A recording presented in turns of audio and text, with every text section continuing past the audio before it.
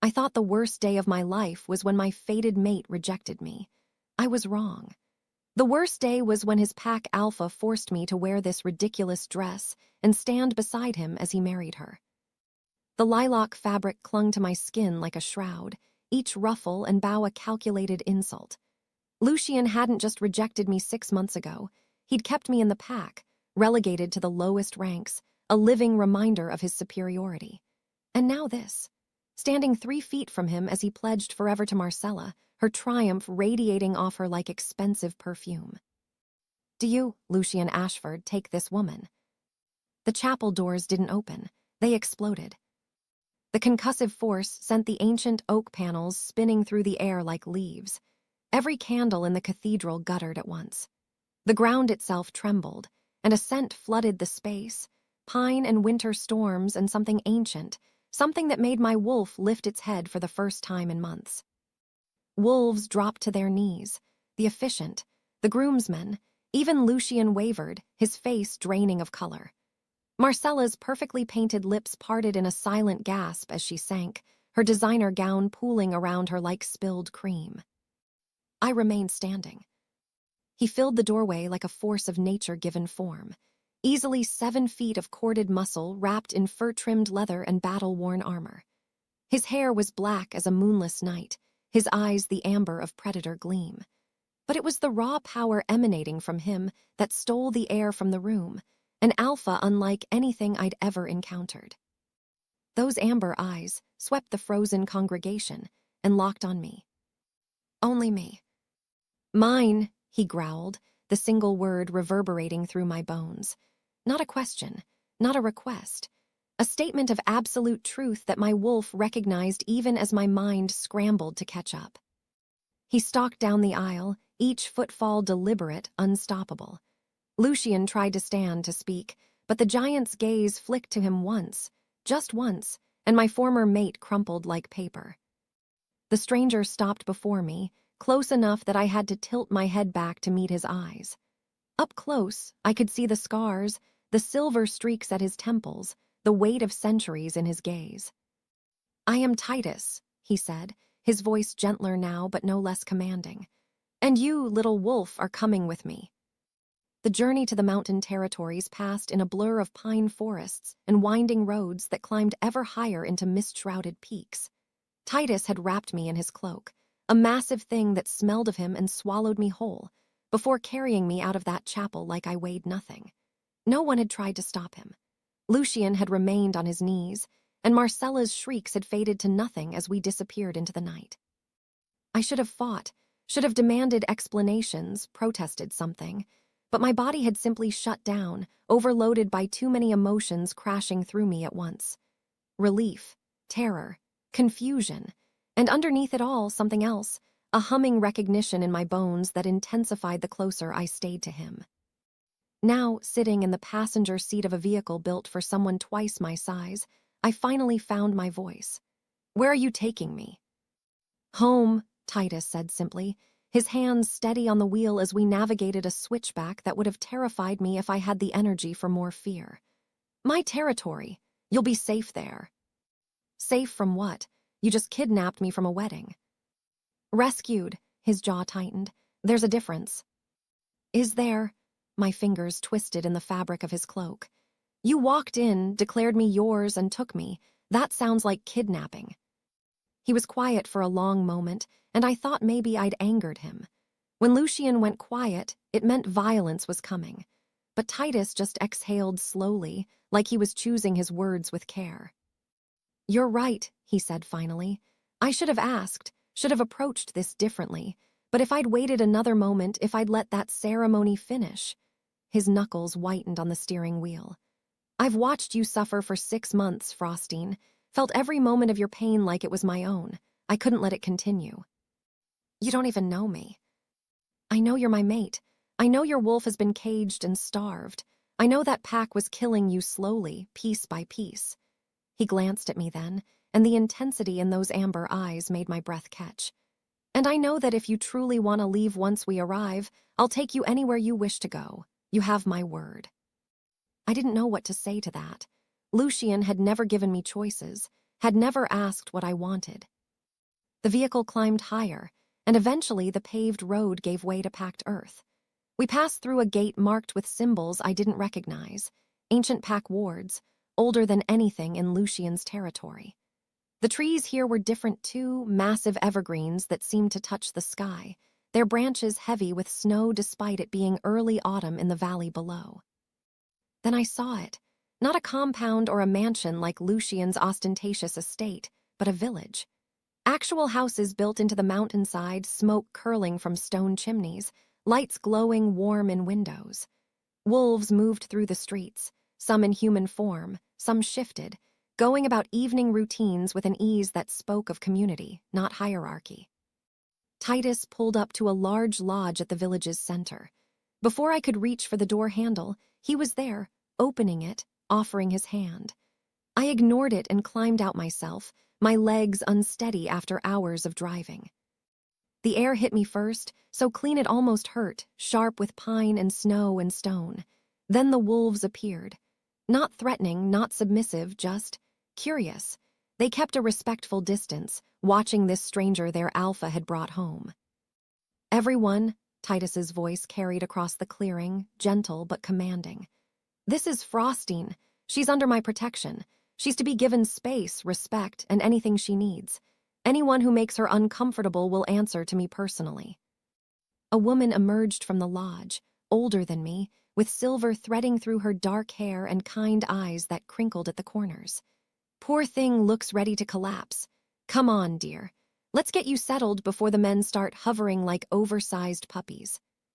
I found myself being gently shepherded inside, away from Titus's overwhelming presence. The lodge was warm, all wood and stone and soft furs, so different from Lucian's cold marble halls. The woman, she introduced herself as Vera, the pack's healer, led me up a staircase to a room that took my breath away. Floor-to-ceiling windows looked out over the mountain valley. A fire crackled in a stone hearth. The bed was enormous, piled with furs and blankets that looked impossibly soft. And there was a bathroom attached with a tub big enough to swim in. This is too much," I whispered. "This is the Alpha's suite," Vera said matter-of-factly, setting down towels. "Titus had it prepared for you. He's been sleeping in the barracks." "What? No, I can't." "He insisted." She smiled at my confusion. "Our Alpha is not like the ones in the Southern Territories, child. He leads through strength, yes, but also through service. Now, there's food being brought up, and I suspect you'd like a bath. Those wedding clothes look dreadfully uncomfortable." She wasn't wrong.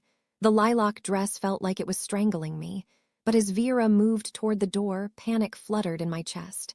"Wait, what happens now? What does he expect from me?" Vera paused, her expression softening. "He expects nothing, hopes perhaps that you'll heal, that you'll let him prove the mate bond is real, but expects only that you take the time you need." She squeezed my shoulder gently. "You're not a prisoner here, Frostine. You're not even an obligation. You're his mate, yes, but more than that, you're a wolf who deserves to remember what it's like to be free." After she left, I stood in the center of that beautiful room, still wrapped in Titus's cloak, trying to process everything. This couldn't be real. Alphas didn't just give up their rooms. Packs didn't treat strangers with kindness. And mates certainly didn't offer freedom. In Lucian's world, being claimed meant being owned. Your purpose was to serve, to elevate, to be decorative and silent and grateful for whatever scraps of attention you received. Even before the rejection, even when we were supposedly fated, I'd been more possession than partner.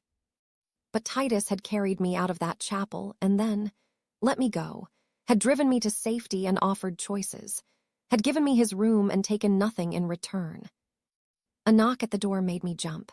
A young wolf entered with a tray of food, real food, not the leftovers I'd grown accustomed to, and set it on a table by the fire. He couldn't have been more than 16, all gangly limbs and shy smiles. "Alpha Titus says to eat if you're hungry, but don't force it if you're not," he said, his voice cracking slightly. "And he wants you to know he'll be in the Great Hall if you need anything, but he won't disturb you unless you ask for him." "Thank you," I managed. The boy grinned, ducking his head. It's really nice to meet you, Miss Frosting. The Alpha's been different since he knew about you. Lighter somehow. We're glad you're here. He left before I could respond, and I found myself sinking into the chair by the fire, staring at the food. Roasted meat, fresh bread, vegetables that actually looked appetizing. My stomach growled, and I realized I hadn't eaten since yesterday. Lucian's pack hadn't wanted to waste food on the help. I ate slowly, mechanically, my mind spinning. Through the windows, I could see the village below, wolves gathering for evening meals, children playing in the snow. It looked like something from a dream, too good to be real. My wolf stirred inside me, stronger than it had felt in months. It wanted to go to him, to find Titus and understand this bond he claimed we shared. But I was terrified. Terrified of trusting again, of believing this could be different, of hopping for something better only to have it snatched away. The bath called to me, and I finally stripped off the hateful lilac dress, leaving it in a heap on the floor like a shed skin. The hot water was heaven, washing away the chapel's incense and Marcella's perfume, and the feeling of Lucian's eyes on me during that ceremony. When I finally emerged, wrapped in a robe that was too big but impossibly soft, exhaustion pulled at me like a riptide. I climbed into the massive bed, and despite everything, the chaos, the fear, the uncertainty, I fell asleep within moments. For the first time in 6 months, I didn't dream of rejection and humiliation. I dreamed of amber eyes and winter storms, and a voice that called me mine. I woke to angry voices echoing through the lodge. For a disoriented moment, I thought I was back in Lucian's pack house, where raised voices meant someone was about to be punished. My heart hammered as I sat up, the furs sliding off my shoulders. Then I remembered. The mountains, Titus, freedom or something close to it. Sunlight streamed through the massive windows, painting the room gold. I'd slept deeply, dreamlessly, and my body felt more rested than it had in months. But those voices, one of them was familiar in the worst way. I dressed quickly in clothes someone had left folded on a chair. Simple things, soft and warm, nothing like the restrictive garments Lucian's pack had forced on me. As I descended the stairs, the voices grew clearer. Violation of territorial law and common decency. That was Marcella, her tone pitched perfectly between righteous anger and wounded innocence. That poor, disturbed girl needs help, not to be indulged in her delusions by some northern barbarian. Watch your tongue. Titus's voice was quiet, but it carried a warning that made my wolf bristle in response. You're guests here by my sufferance. That can change. I reached the great hall and stopped in the doorway, taking in the scene. Titus stood near the fireplace, arms crossed, radiating barely contained fury. Vera was beside him, along with several other wolves I didn't recognize, his inner circle, probably. And there, in the center of the room like she owned it, stood Marcella. She looked perfect, as always. Her honey blonde hair cascaded in artful waves, her makeup flawless despite the long journey. She wore a cream-colored suit that probably cost more than I'd earned in a year of servitude, and she carried herself with the confidence of someone who'd never been told no. Behind her stood 3 wolves in formal diplomatic attire, the envoy she'd brought to legitimize her presence. And Lucian. He lurked at the back, his handsome face carefully neutral, but I could see the calculation in his eyes. Marcella's gaze found me, and her expression shifted to concern so perfectly performed I almost believed it. Frosting, oh, thank the goddess. We've been so worried about you. Every instinct screamed at me to run, to hide, to make myself small. That's what I would have done a week ago. But something had changed. Maybe it was the sleep, or the kindness Vera had shown me, or the way Titus had offered me choices instead of commands. Whatever it was, I found myself walking into the room instead of retreating. Have you? My voice came out steadier than I expected. How considerate. Marcella's smile wavered for just a fraction of a second. Of course we have. When that man stormed into our wedding and took you, we feared the worst. Lucian wanted to come immediately, but the pack elders advised caution. We didn't know what we were dealing with. A kidnapping, one of the envoy wolves interjected smoothly. He was older, silver-haired, with the kind of face that had spent decades in politics. The unlawful seizure of a pack member during a sacred ceremony, most irregular. Titus's jaw tightened, but he didn't speak. His eyes flicked to me, a silent question in them. He was letting me handle this. The realization was staggering. "I wasn't kidnapped," I said. "Frostine, sweetie, I know this must be confusing for you." Marcella took a step toward me, her voice dripping with false sympathy. "After everything you've been through, the rejection, the unfortunate circumstances that followed, it's understandable that you might latch onto the first person who showed you attention." "Don't," the word came out sharp. "Don't do that, don't pretend you care. I know you're hurting. You made me stand at your wedding, in that ridiculous dress. You made me watch while you married I caught myself. While you married Lucian. If you cared about my well-being, you could have just let me stay in the kitchens where I belonged." Marcella's mask slipped, just for a moment. Something cold and vicious flashed in her eyes before the concern returned. "You weren't thinking clearly, Frostine. That's why we're here, to help you. We've arranged for treatment at the Silverwood Sanctuary. They specialize in wolves who have experienced trauma, rejection, mental instability." "She's not unstable." Titus's voice cut through the room like a blade. "And she's not going anywhere she doesn't choose to go." The silver-haired envoy cleared his throat. "With all due respect, Alpha Titus, this is a delicate matter. Miss Frostine was a member of the Ashford Pack when you removed her from their territory. Regardless of your claims of a mate bond, there are protocols, legal frameworks. You can't simply take another pack's wolves." "She was being abused." "That's a serious accusation," the envoy said stiffly. "Do you have proof?" "Look at her." Titus gestured toward me, and I felt heat rise to my cheeks as everyone's attention focused on me. "She's malnourished. There are scars on her hands from kitchen work, marks on her wrists from clumsiness," Marcella interrupted smoothly. "Frostine has always been accident-prone. Haven't you, dear? It's part of why we worried about her stability." The lie was so smooth, so perfectly delivered, that I could see the envoy considering it. This was what Marcella did best, rewrite reality until everyone believed her version of events. Lucian finally spoke, his voice carefully measured. "Frostine, please, come home. We can work through this. The rejection was difficult, I know, but running away with a stranger isn't the answer. Whatever this alpha has told you about mate bonds, it's not real. What we had was real." Something inside me snapped. "What we had? Lucian, you rejected me in front of the entire pack. You called me weak, unworthy, an embarrassment to your bloodline. Then you kept me as a servant while you paraded your new relationship around. You forced me to clean your house, serve your meals, and finally to stand at your wedding. What part of that was real?" His face flushed. "I was trying to be kind, letting you stay in the pack." "Kind?" The word came out as a laugh, sharp and broken.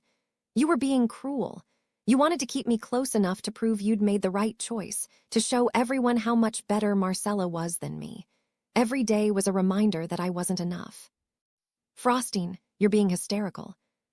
"No." Titus moved then, placing himself between me and Lucian with a fluidity that belied his size. "You're done, all of you. You came here with lies and manipulation, trying to gaslight her into believing she's the problem. I've heard enough." "This isn't over," Marcella said, her composure cracking around the edges. "We have rights, pack law." "Pack law protects wolves from abuse," Vera interjected, speaking for the first time. "I've examined Frostine. Chronic malnutrition, stress fractures in her ribs that healed poorly, signs of prolonged psychological trauma. I've documented everything." The envoy wolves exchanged glances. This was getting messy, political, not the simple retrieval they'd expected. Marcella's mask finally fell away completely, revealing the vicious calculation beneath. "You can't hide behind fabricated medical reports forever. Everyone knows what you are, Frostine. You're an obsessed, delusional Omega who couldn't accept that she wasn't wanted. You latched onto Lucian, and when that didn't work, you threw yourself at the first alpha who gave you attention." "Enough." Titus's voice dropped to a growl that made the windows rattle. You have 10 minutes to leave my territory. If you're not gone, I'll remove you myself. The council will hear about this, the silver-haired envoy said coldly, harboring another pack's member against their will. She can speak for herself. Titus looked at me, his amber eyes intense. Tell them, Frosting, what do you want? Everyone was staring at me. Marcella with barely concealed rage. Lucian with something that might have been regret or might have been wounded pride. The envoy wolves with professional skepticism. And Titus waiting, not pressuring, just waiting. I thought about the lilac dress, the kitchen where I'd worked until my hands bled, the small room in the servants' quarters that had been my prison, the look on Lucian's face when he'd told the pack I wasn't worthy to be his Luna.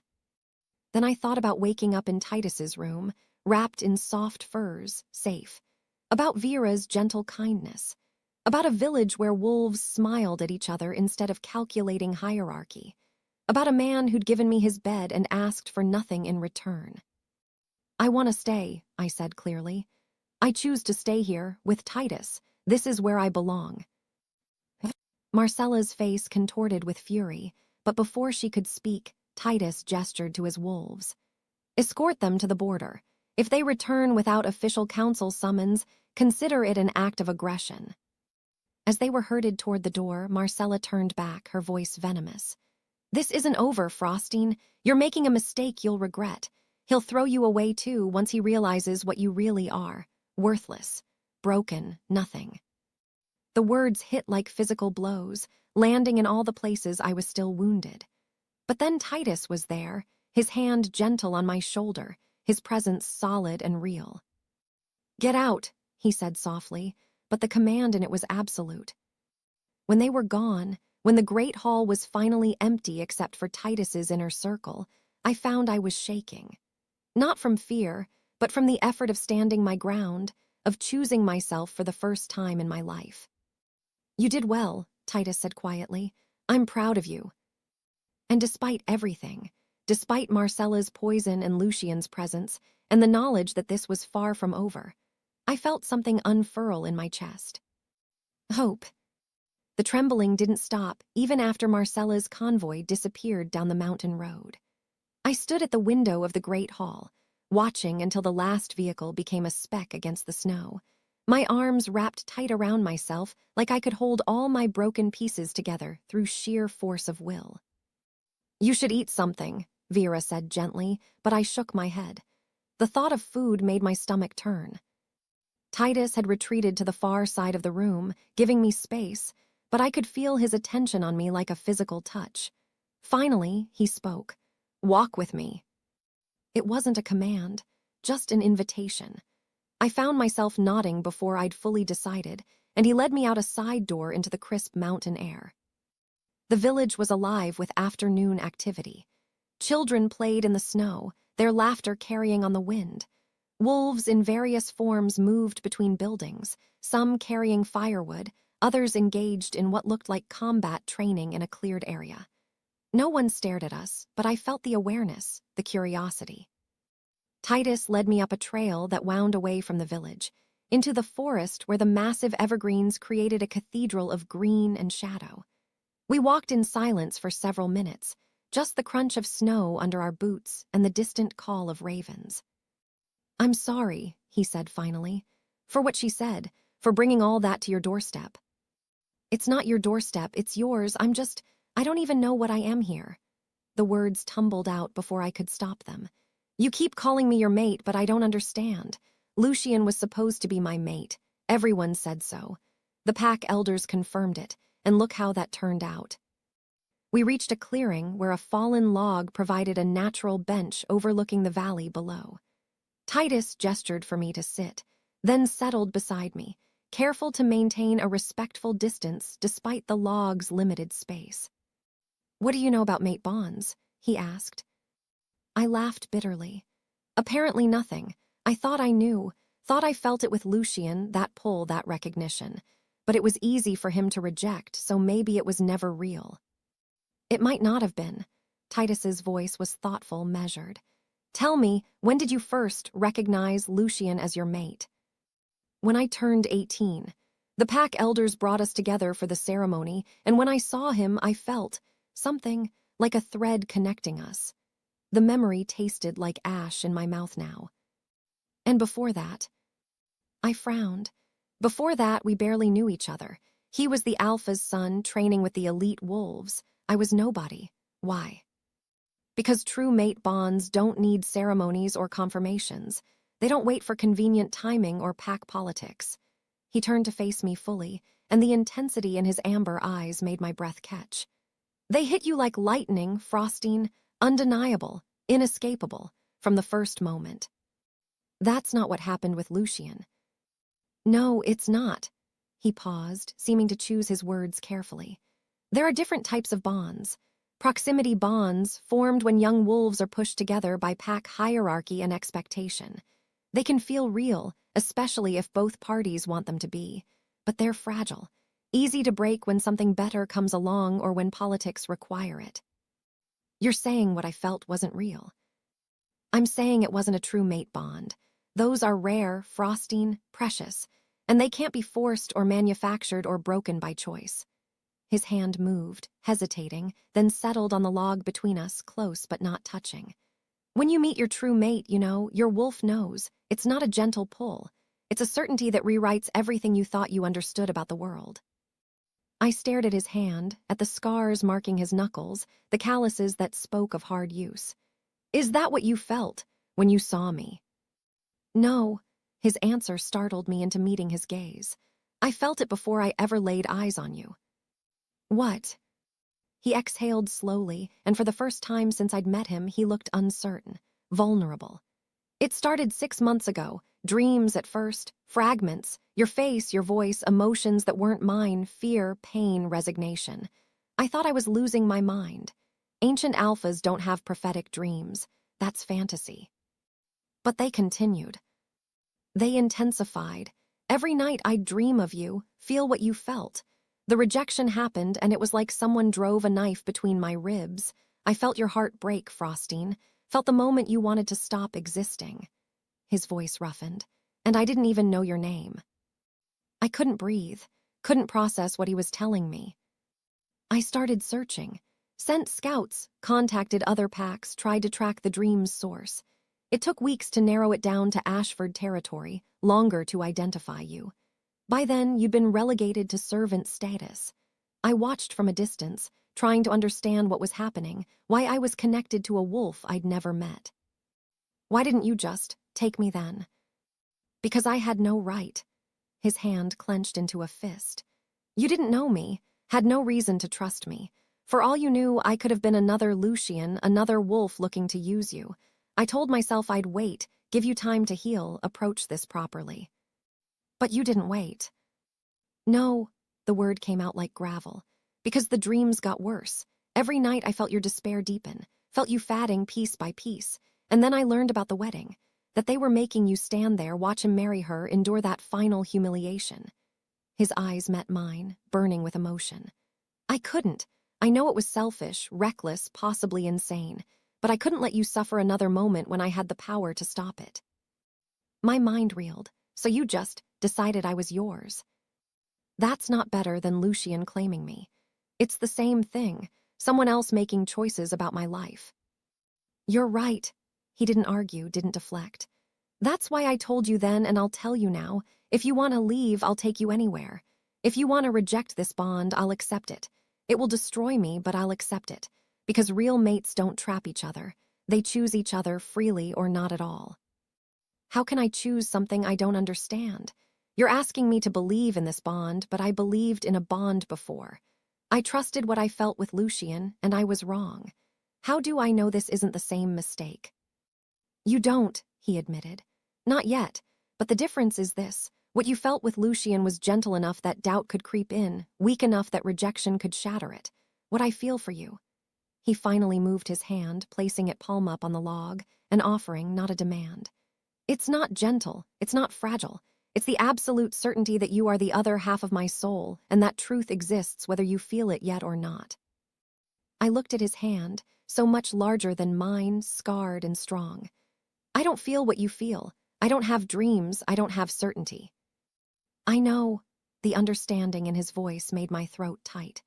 The bond can be one-sided at first, especially when one wolf has been as damaged as you've been. Lucian's rejection, the manufactured bond, they've blocked your ability to sense what's real.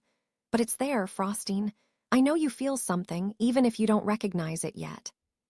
He was right, and that terrified me, because there was something. Had been since the moment he'd walked into that chapel, a recognition deeper than thought, a pull that had nothing to do with pack politics or convenient timing. When he'd wrapped me in his cloak, I'd felt safe for the first time in months. When he'd told Marcella to leave, my wolf had practically purred with satisfaction. But admitting that meant risking everything again, meant trusting when trust had nearly destroyed me. I need time, I whispered. I need to figure out what I feel without everyone else telling me what I should feel. Take all the time you need. He slowly closed his hand and withdrew it. I've waited centuries for you. I can wait a little longer. Centuries? I blinked at him. You're ancient. You could have any wolf you wanted. Why would you want someone like me? Someone broken and weak and... Stop. The command in his voice made me fall silent. You are not broken. You are not weak. You survived months of systematic abuse and still had the strength to stand up to them today. You chose yourself, Frostine. Do you have any idea how rare that is? How powerful? Tears burned in my eyes. I don't feel powerful. I feel terrified. Of you, of this, of hopping for something better and having it ripped away. Then don't hope yet. Just stay live here. Let my pack show you what it's like to be valued. Let yourself heal. And when you're ready, if you're ever ready, we'll explore what this bond means together. He stood, offering me a hand up. No pressure, no expectations, just time and space and the truth that I will wait for you as long as it takes. I stared at his offered hand, this simple gesture that meant so much. Taking it felt like stepping off a cliff, trusting that something would catch me. But staying frozen felt like dying slowly. I placed my hand in his. His fingers closed around mine, gentle and warm, and something sparked between us. Not the manufactured warmth I'd felt with Lucian, but something wild and electric and utterly terrifying. My wolf surged forward with a certainty I couldn't deny. Mine, it whispered, ours, home. I pulled my hand back, stumbling away from the overwhelming sensation. I need to go back. I need to think. Of course. He didn't follow as I hurried back down the trail, didn't push or demand. He simply let me run. But as I fled back to the village, I could still feel where his hand had touched mine, burning like a brand. And I wondered if true mate bonds weren't about gentle pulls at all. Maybe they were about lightning strikes. And maybe I'd just been hit. I avoided Titus for 3 days after our conversation in the woods.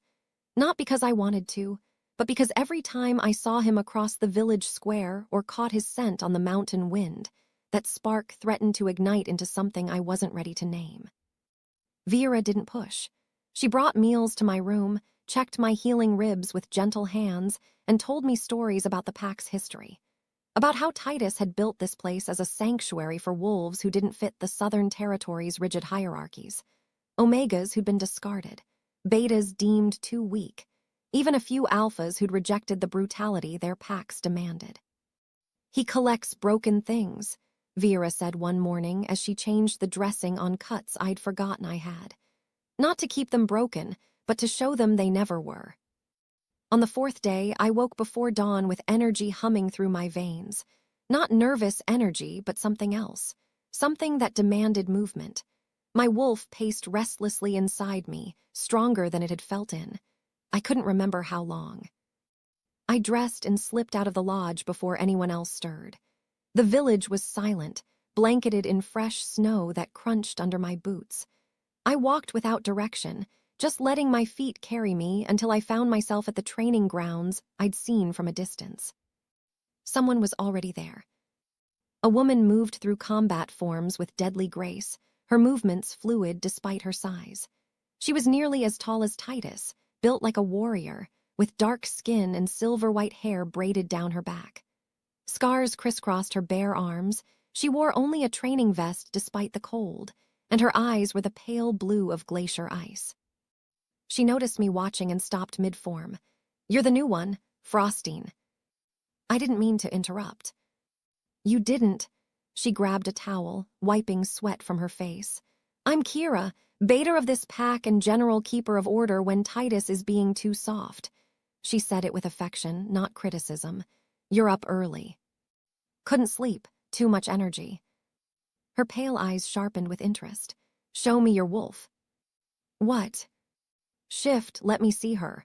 When I hesitated, she softened slightly. I'm not testing you or judging you, I just want to see something. The request should have terrified me. In Lucian's pack, showing your wolf meant exposing weakness, inviting comparison and inevitable disappointment. But something in Kira's directness, the absence of games or hidden agendas, made me trust her. I let the shift take me. It had been months since I'd allowed my wolf full control. The transformation usually hurt, my body reluctant, my wolf too beaten down to emerge properly. But this time, it flowed like water. One moment I was standing on 2 legs, the next I was on 4, my senses exploding with new information. The world sharpened into crystalline focus. I could smell everything, the pack, the forest, the approach of dawn. Hear the heartbeat of small creatures in the underbrush. Feel the earth beneath my paws, solid and real. And I was bigger, stronger. My wolf had always been small, undernourished, a reflection of how Lucian's pack had treated me. But now I felt the muscle in my haunches, the power in my jaw. I shook out my fur and found it thick and healthy, silver white like fresh snow. Holy shit, Kira breathed. You're not Omega. I shifted back, confusion flooding through me. What? Yes, I am, I've always been. No, you're not. She circled me, her expression intense. I've seen thousands of wolves, Frosting. I know what Omega looks like. You're beta at minimum, maybe higher. How the hell did an entire pack miss that? They didn't miss it. I'm weak. Everyone always said. Everyone lied. She gestured toward the training grounds. Come on, show me what you can do. I don't know how to fight. So you've never trained. I shook my head, shame heating my cheeks. Omegas don't train, we're too fragile, might get hurt. Kira's expression darkened. That's not protection, that's control. They kept you weak on purpose. She moved to a rack of training weapons, selected 2 padded staffs and tossed one to me. I caught it clumsily. Basic stance, feet shoulder-width apart, knees bent. Hold the staff like this. She demonstrated and I mimicked her movements. It felt awkward, foreign, but also right, like my body had been waiting for this.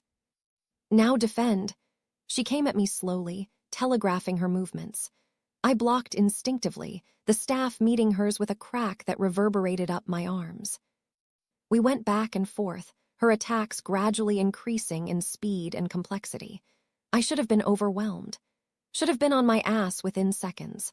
But my body responded, finding rhythms I didn't know existed, anticipating movements I'd never seen before. Faster, Kira demanded, and I moved faster. Harder, and I struck harder, until we were truly sparring, staffs blurring between us, and I was laughing, actually laughing, with the joy of movement, of power, of being more than I'd been told I could be. Kira finally called a halt, both of us breathing hard. You're a natural. With training, you could be formidable. I don't understand. How is this possible? If I was always this strong, why didn't I feel it before? Because they made sure you didn't. She set her staff aside, her expression grim. There are herbs, suppressants that can dampen a wolf's natural abilities. Mixed into food or water, they're almost undetectable. They make you feel weak, foggy, disconnected from your wolf. I'm betting Lucian's pack dosed you regularly. The words hit like a physical blow. They poisoned me. They suppressed you, probably from the moment you showed any sign of strength. Keep the Omega weak, keep her dependent, keep her grateful for scraps. Kira's voice was hard with anger. It's a control tactic, common in southern packs that prioritize hierarchy over health. I thought about the meals I'd eaten, always leftovers, always slightly off-tasting.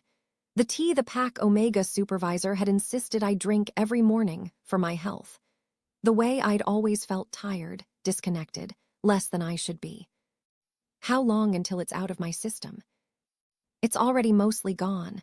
You've been eating clean food here for days.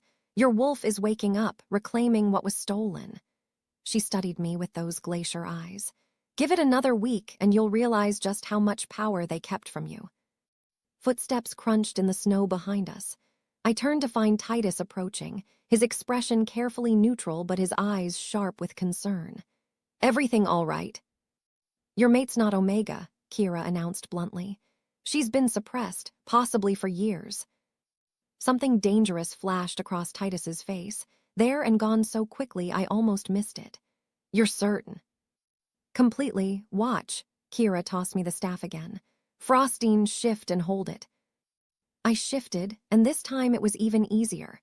My wolf form solidified around me, and I grabbed the staff in my jaws. It should have been impossible. Wolves in shifted form couldn't manipulate tools effectively. But I held it steady, my jaw strong enough to maintain the grip without effort. Titus went very still. That's not possible for Omega. No, it's not. Kira retrieved the staff. She's beta minimum, maybe more. Hard to tell when she's been artificially suppressed for so long, but she's got power, Titus. Real power. They kept her down on purpose. I shifted back, my heart racing. Why would they do that? Control, Titus said quietly, his voice tight with barely suppressed rage. If you'd known your true strength, you might have fought back, might have rejected Lucian instead of accepting his rejection, might have demanded better treatment. He took a step closer, his amber eyes blazing. They made you believe you were weak so you'd accept being treated as less than you were. The implications crashed over me. Every moment of self-doubt, every instance of thinking I deserved the scraps they gave me, every time I'd believed I was the problem, it had all been built on a lie. A deliberate, systematic lie designed to keep me controllable. I want to train, I heard myself say. I want to learn what I'm actually capable of. Kira grinned, fierce and approving. Now that's what I like to hear. We start tomorrow at dawn. Bring that energy and leave the self-doubt at the door. As she walked away, Titus remained, studying me with an intensity that made my skin prickle with awareness. How do you feel?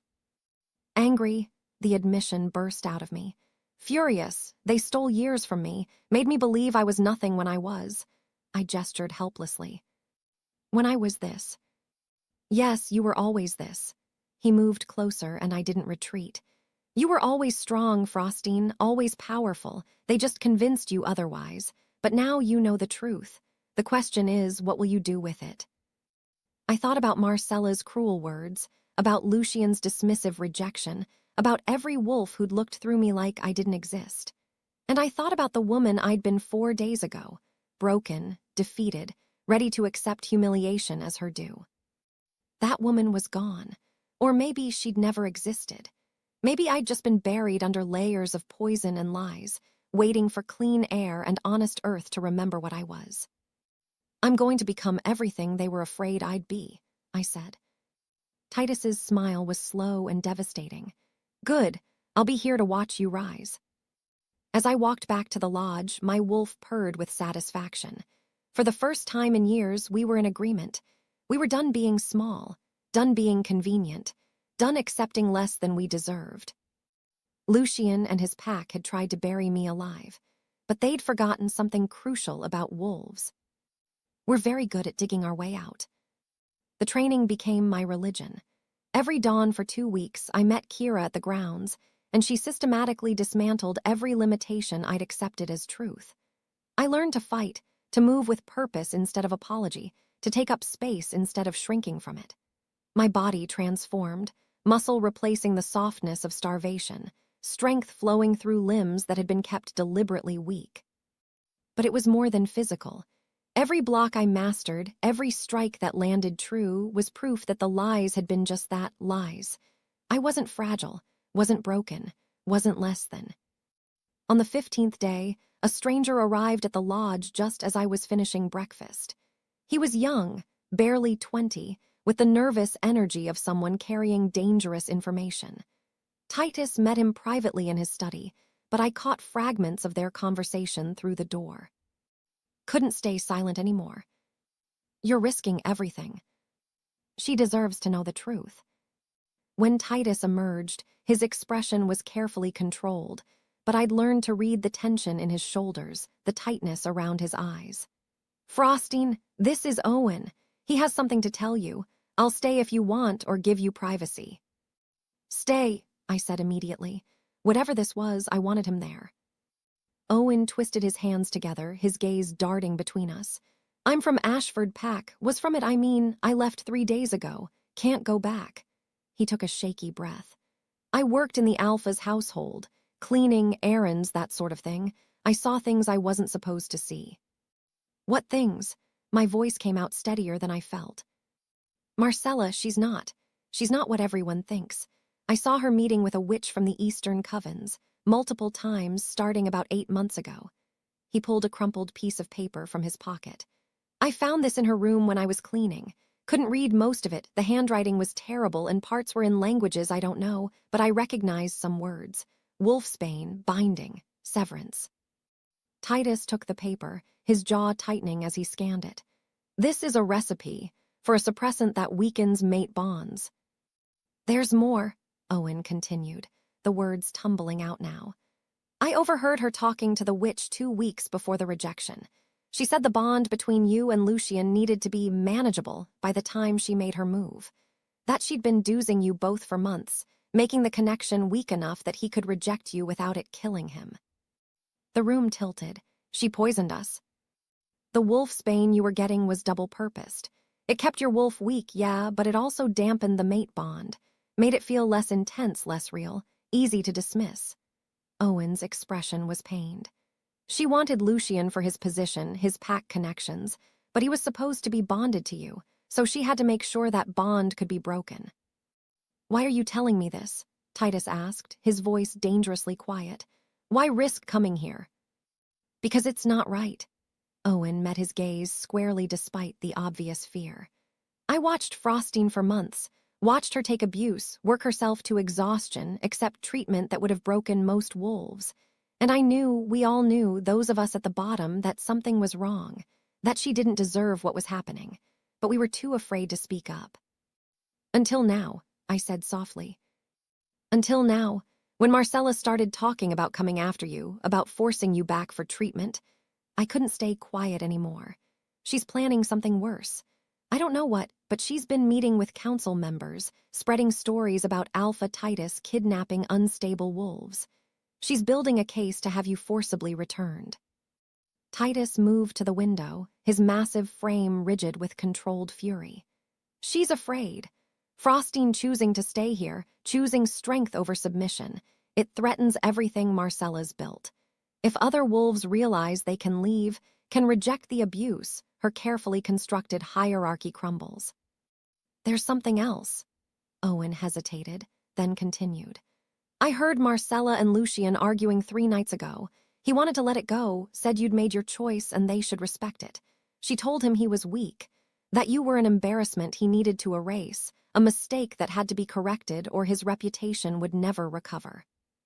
"So this isn't about me at all," I said, the realization settling into place. "It's about control, about maintaining appearances, about making sure no one else gets ideas about choosing their own path." "Exactly." Owen pulled out another paper, this one more carefully preserved. "This is a letter from the witch to Marcella. It talks about payment for services rendered, specifically, for creating the undetectable suppressant, and for casting a minor glamour that made Marcella seem more compatible to Lucian than she actually was. The whole thing was manufactured, Frosting. The rejection, the bond breaking so easily, Lucian choosing her, none of it was real. It was all magic and manipulation." I took the letter with numb fingers, staring at the elegant script that detailed my destruction like a business transaction. She bought him. She bought my mate and my life and my sanity, and she did it with herbs and lies and magic. "I'm so sorry," Owen whispered. "I should have said something sooner, should have done something." "You were afraid," Titus said, not unkindly. "She's powerful, connected, dangerous. What you did today took courage." He turned to me, his expression careful. "What do you need?" What did I need? I looked at the papers in my hands, physical proof that my entire reality had been constructed by someone else's ambition, that the rejection that had nearly destroyed me was artificial. The bond that had felt so real was probably manufactured too, and my supposed weakness was just another layer of Marcella's control. I should have felt devastated, should have broken down at the confirmation that I'd been played so completely. But instead, I felt something else rising in my chest. Rage, pure, clean, clarifying rage. I need to understand something, I said slowly. If the bond between Lucien and me was dampened, weakened, made artificial, does that mean it was never real to begin with? Titus exchanged a glance with Owen before answering. Proximity bonds can form naturally, especially between young wolves in the same pack. But if Marcella was manipulating it from the start, dosing you with suppressants and Lucien with compatibility glamours, then no. What you felt was real to you, but the bond itself was manufactured, encouraged by her magic to form in a way that would be easy to break when she needed it broken. So I grieved a lie. The words came out flat. I let myself believe I was worthless because I'd been rejected by my mate, but he was never my mate at all. He was just a convenient pawn in her game, and I was the obstacle she needed to remove. Yes, Titus moved closer, his presence solid and grounding. You were never the problem, Frostine. You were the victim of a calculated attack designed to break you completely. And the fact that you're standing here, that you survived it, that you're growing stronger every day, that terrifies her, because it means she failed. Owen cleared his throat. There's one more thing. The council meeting is in 5 days. Marcella's going to present her case, demand your return. She's got testimonies lined up, wolves she's paid or threatened into claiming you were unstable, dangerous, obsessed. She's even got a healer who'll swear you need institutional treatment. Let her come, I heard myself say. Let her bring her bought testimonies and her lies and her council representatives. I'm not the wolf she broke anymore. Frostine, Titus started, but I cut him off. She made me believe I was nothing, made me accept abuse as my due, made me stand at that wedding in that ridiculous dress because she wanted to savor her victory. I looked up at him, at this alpha who'd crashed into my life like a force of nature and offered me choices instead of chains. I'm done running, done hiding. If she wants to drag me before the council, fine. Let's see how her story holds up when I can actually fight back. You don't have to do this, Titus said softly. I can handle the council, present Owen's evidence, expose her schemes without you having to face her again. Yes, I do, because this isn't just about me anymore. I thought about Owen's words, about other wolves at the bottom who knew something was wrong but were too afraid to speak. How many others has she done this to? How many wolves has she manipulated, suppressed, destroyed to get what she wants? If I don't stand up now, if I let you fight this battle for me, then I'm still letting her win. I'm still accepting that I need to be protected because I'm too weak to protect myself. You're not weak, Titus said, his voice fierce. You've never been weak. I know that now, thanks to you, to Kira, to this pack that showed me what I actually am. I folded Owen's papers carefully, holding the evidence of my stolen years. It's time Marcella learned it too. Kira appeared in the doorway, her timing impeccable as always. I couldn't help but overhear. These walls are thin and you're not exactly whispering, so we're going to war. No, I said. We're going to truth, and we're going to make sure everyone hears it. Owen smiled, tentative but genuine. I'll testify. Tell the council everything I know. I'm already exiled from Ashford. Might as well make it count for something. You'll have sanctuary here, Titus promised. For as long as you need it. Anyone who stands against Marcella's tyranny has a place in my pack. As Owen left to get settled, I remained in the study, staring at the evidence in my hands. Proof that I'd been destroyed systematically, deliberately, efficiently. That every moment of self-doubt had been engineered, every instance of pain calculated. But also proof that I'd survived. That despite everything Marcella had done to break me, I was still standing. And now I was angry enough to make her regret it. The council descended on Titus's territory like a murder of crows, all black robes and ancient ceremony. They erected a pavilion in the village square, something between a courtroom and a theater, with stone benches arranged in a semicircle around a central platform. Wolves from neighboring packs arrived to witness the proceedings, some out of genuine concern, others for the entertainment value of watching powerful wolves tear each other apart. I watched from the lodge window as they assembled, my stomach a knot of nerves and rage. Kira stood beside me, her presence steady and reassuring. "You don't have to be strong for them," she said quietly. "You just have to be honest." "What if honest isn't enough?" "Then we fight." She said it so simply, like violence was just another option on a menu. "But it won't come to that. You've got truth on your side, and that's more powerful than ancient law." I wanted to believe her. The summons came at midday. A council representative in formal regalia knocked on my door and informed me with bureaucratic politeness that my presence was required. Titus was waiting in the hallway, dressed in what I'd learned was his formal armor, all black leather and silver fastenings, his hair pulled back to reveal the sharp angles of his face. "Ready?" he asked. "No, but let's go anyway." The walk to the pavilion felt like an execution march. Wolves lined the path, some from Titus's pack offering supportive nods, others strangers whose expressions ranged from curious to hostile.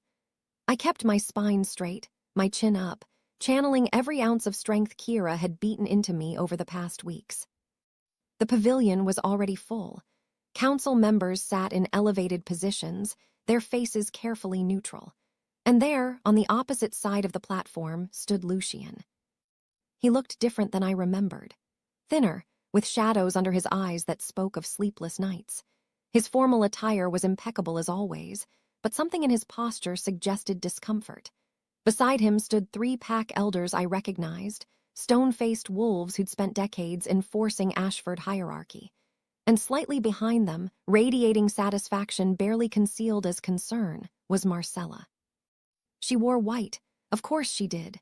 Virginal, innocent, the perfect picture of a wronged Luna. Her honey hair was arranged in soft waves, her makeup subtle but flawless. When her eyes met mine, they glittered with malice dressed as sympathy. The head of the council, an ancient wolf named Aldrich, whose white hair and ceremonial robes gave him the appearance of a severe angel, called the assembly to order. "We gather today to adjudicate a matter of territorial sovereignty and mate law. Lucian Ashford of the Southern Territories claims that Frostine, formerly of his pack, was unlawfully taken by Alpha Titus of the Northern Territories. Alpha Titus claims the right of true mate bond supersedes pack membership. Let us hear both cases." One of the Ashford elders stepped forward. His name was Cornelius, and I remembered him as particularly harsh during my time in the pack. "The facts are simple. Frostine was a member of Ashford pack, bound by oath and pack law. She was recognized as mate to Lucian Ashford, our Alpha's heir, in a formal ceremony witnessed by the entire pack, though the bond was later dissolved by mutual agreement." "It wasn't mutual," I said, my voice carrying across the pavilion. "He rejected me. I had no choice in the matter." Cornelius's expression soured. "Regardless, you remained a pack member under our protection and authority. Alpha Titus violated territorial sovereignty by removing you without permission, consent, or proper diplomatic channels. This is an act of aggression that cannot be tolerated." Murmurs rippled through the assembled wolves. Some nodded in agreement. The law was clear on this point. You couldn't just take wolves from other packs, even if you claimed a mate bond. Titus stepped forward, his presence immediately commanding attention. "I claim true mate bond, which supersedes all pack law and territorial boundaries. Frostine is my destined mate, recognized not through ceremony, but through the undeniable pull that connects our souls. Pack membership cannot override the bond the moon herself creates." "Convenient," Marcella said, her voice dripping with false sweetness.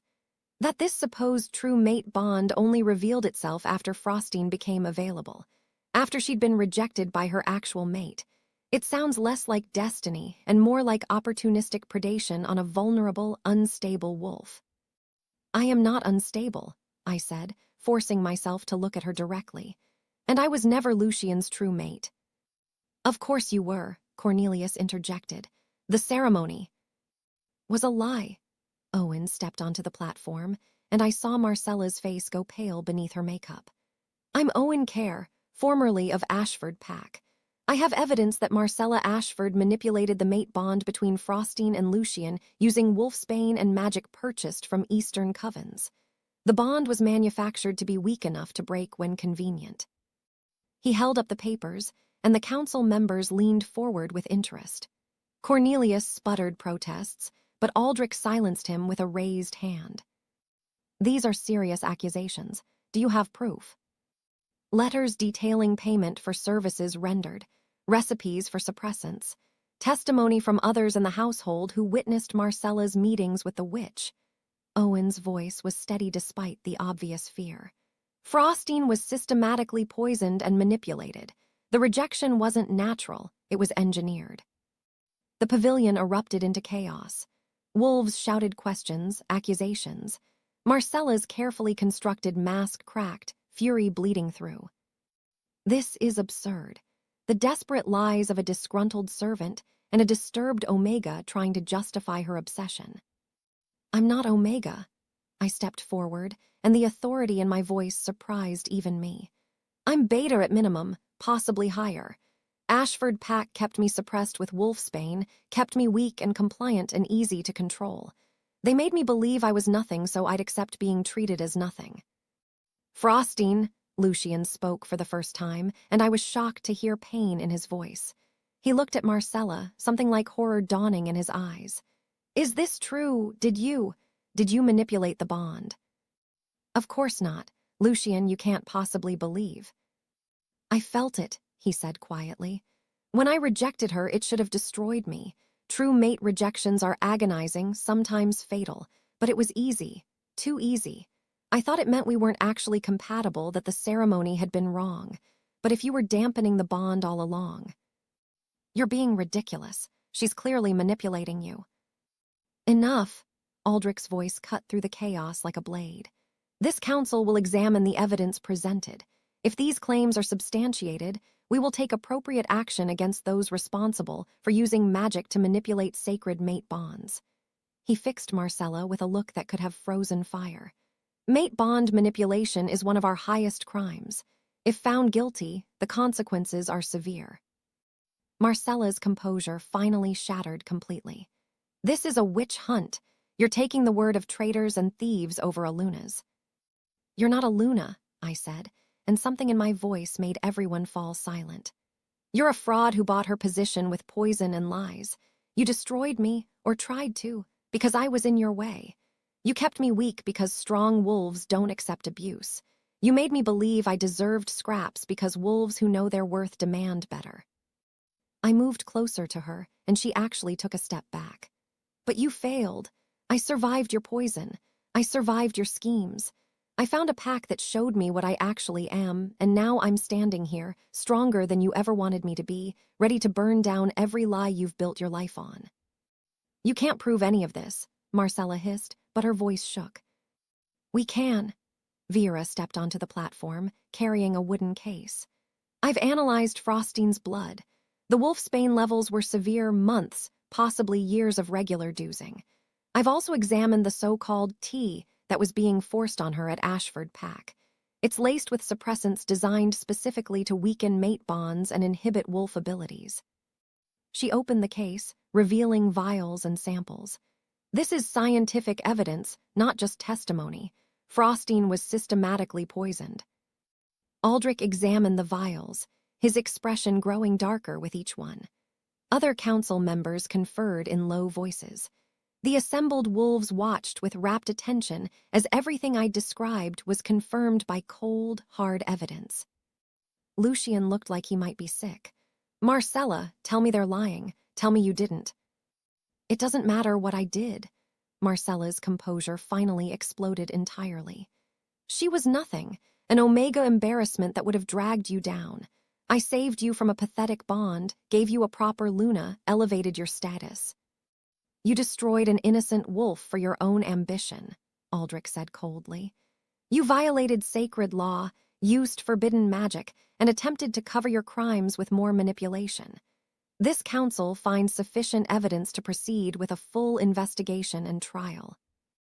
No, Marcella lunged forward, but pack guards materialized to restrain her. I did what was necessary. The old ways are dying, and wolves like her, weak, submissive, pathetic, they hold us back. I made things better." "You made nothing better," I said quietly. "You just revealed exactly what you are. Not a Luna, not powerful, just cruel. And cruelty isn't strength, it's just cruelty." As they led Marcella away, still screaming about injustice and conspiracy, Lucien approached me. He looked broken, hollowed out. "I'm sorry," he whispered. "I didn't know, I should have questioned, should have seen." "You were manipulated too," I said, and found I meant it. The anger I'd carried for him had dimmed in the face of understanding how completely we'd both been played. "But you still chose to keep me in the pack as a servant, still chose to force me to stand at your wedding. That wasn't Marcella, that was you." He nodded, accepting the truth. "I was cruel. I wanted to prove I'd made the right choice, and I used you to do it. That's unforgivable." "Yes, it is." I turned away from him. "Good luck, Lucien. I hope you find what you're actually looking for." As the assembly dispersed, Titus was there, his hand finding mine naturally. The spark was still there, but now it didn't terrify me. Now it felt like coming home. "You were magnificent," he said softly. I was honest. I looked up at him, at this giant of a wolf who'd given me space to heal and strength to fight. "Is it over?" "The investigation will take time. But yes, you're free, Frostine, truly free." Free, the word settled into my bones like a benediction. For the first time in my life, I believed it. The investigation stretched across 3 days, during which council members interviewed witnesses, examined evidence, and deliberated in closed sessions. The village held its breath, caught between hope and fear. Marcella remained under guard, her fury echoing through the holding chamber at all hours. Lucien had returned to Ashford territory, defeated and hollowed out, taking the disgraced elders with him. But on the evening of the 3rd day, Aldrich summoned Titus and me to a private meeting in the pavilion, now empty except for the head council members. The old wolf's expression was grave as we approached. "We have reached preliminary conclusions," he said without preamble. "The evidence against Marcella is substantial. She will face trial for mate bond manipulation, use of forbidden magic, and conspiracy to commit psychological harm. These are capital offenses in some territories." Relief should have flooded through me, but Aldrich's tone suggested there was more. "However," he continued, and there it was, "the matter of territorial sovereignty remains unresolved. While we acknowledge the true mate bond between you and Alpha Titus, the method of your departure from Ashford Pack was irregular. You were removed without proper diplomatic channels, without formal release from your pack oath, without following established protocols." "She was being abused," Titus said, his voice tight with controlled anger. "We believe that. The evidence supports it. But belief and legal precedent are different things." Aldrich folded his hands. "Several Southern Territory alphas have registered complaints. They fear that if we allow this precedent, an alpha taking wolves from other packs based solely on claimed mate bonds, it will destabilize the entire territorial system. What's to stop any alpha from claiming any wolf they desire?" "The fact that true mate bonds are rare and undeniable," Titus growled. "This isn't about desire, it's about—" "We understand your position, but politics are complicated." Aldrich looked at me directly. "Which brings us to the question at hand. Several alphas have proposed a compromise. You would be formally released from Ashford Pack, clearing any legal issues. But to prevent the appearance of Northern territories overreaching into Southern affairs, you would need to voluntarily renounce any claims against Ashford and return to neutral territory for a waiting period." "How long?" I asked, though I already knew I wouldn't like the answer. 6 months, after which, if you still wished to bond with Alpha Titus, you would be free to do so without political complications. 6 months separated from my mate. Titus's hands clenched into fists. 6 months during which she'd be vulnerable, alone, prey to any pack that wanted to make a political point. She would be under council protection. Your protection is politics and paperwork. My protection is my life laid down for hers. Titus turned to me, and the anguish in his eyes made my chest ache. But it's not my choice to make. It never was. Frostine, what do you want? Before I could answer, Aldrich continued. There is another option, one that several alphas have proposed, though I warn you it's not pleasant. He pulled out a document covered in official seals. You could return to Ashford Pack voluntarily. Lucian has offered to formally release you from any mate claims and provide a public apology. This would satisfy the sovereignty concerns and prevent any precedent that Northern Territories fear. You're asking her to go back to the place that tortured her, Titus said, his voice dangerously quiet. To the pack that poisoned her, suppressed her, made her believe she was worthless. I'm presenting options, not making demands. Aldrich looked between us. The political reality is this. If Frostein stays here without following proper protocols, several Southern alphas have threatened to view it as an act of Northern aggression. They'll push for sanctions, possibly even conflict. Over time, that conflict could escalate into something much worse. War, I whispered. You're saying my choice could start a war. I'm saying your choice has political implications beyond personal preference. That's the burden of being connected to powerful wolves. Aldrich's expression softened slightly. I don't envy you this decision, child, but it is yours to make. The weight of it pressed down on my shoulders. Return to Ashford and endure more humiliation to prevent conflict. Separate from Titus for 6 months and pray council protection meant something. Or stay here and potentially watch wolves die because I refused to bend to political pressure. Can I have time to think? I asked. Of course, we reconvene tomorrow at sunset. Whatever you decide, the council will enforce it. Aldrich gathered his documents. For what it's worth, I believe you've suffered enough, but believing that and preventing war are unfortunately separate concerns. After he left, I stood in the empty pavilion, staring at nothing. Titus remained silent beside me, giving me space to process. Finally, I spoke. What do you think I should do? I think you should choose whatever keeps you whole. His voice was rough with emotion. If that means going back for a formal release, if that means 6 months apart, if that means anything other than staying here, I'll accept it. I'll hate every moment, but I'll accept it. Even if it destroys you.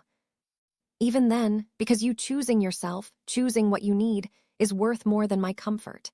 He turned to face me fully. I crashed that wedding and took you because I couldn't stand your suffering another moment. But I've learned something since then. Real love isn't about saving someone. It's about supporting them while they save themselves. Tears burned in my eyes.